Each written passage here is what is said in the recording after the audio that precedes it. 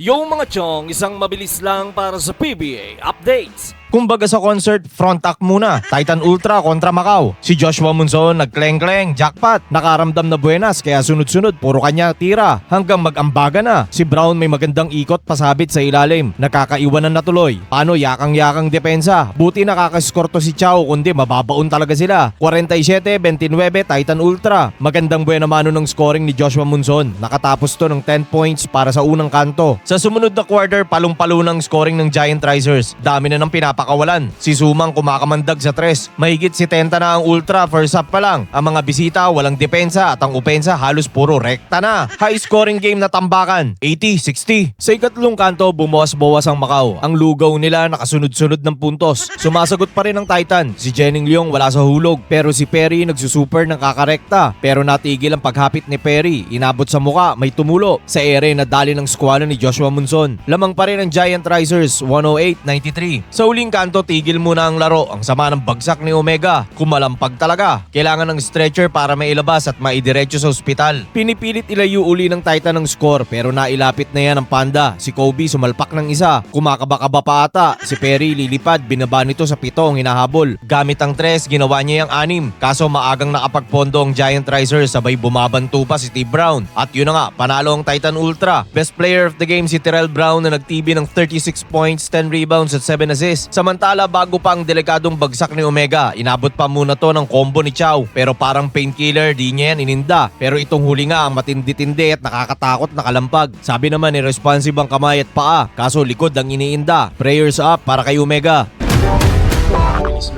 NLEX kontra TNT. Diniinan na ng maaga ni Dequan Jones ang ring nila. Si Baldo maganda rin ang simula. Si Bolik bantay sarado ni Kitevis. Pero parang gusto sabihing balita ko maigpit ka daw dumipensa. Ang inaabangan kung puputok uli sa TNT ay si Kim Aurin. Na last game ay naging King Aurin. Dito sa first umasinta na to ng isa pero mas patag ang opensa ng kalsada. Ang paboritong pangalan ni Coach Jimmy bumanat na maganda. Si LJ sumalaksak, sumabit pa si Varilla. 26-18 NLEX. Sa ikalawang kanto nakapamana si Enciso. Pero payoyo naman ang bawi ni Dequan sa kabila. Si Coach Chot hindi chill ngayon. Si Coach Manny naman na-anspo. Humampas ng may kalakasan kay Baldo. Hindi pa rin chill si Coach Chot. Ang kanilang import matumal habang si Dr. Jones nangangaya ng depensa. Nailalayo na nito ang kalsada habang ang TNT hirap mag-execute ng magandang opensa. Si RHJ pagkaminsan nakakalusot-lusot pa pero nag-iwan ng 15 ang NLEX. 56-41.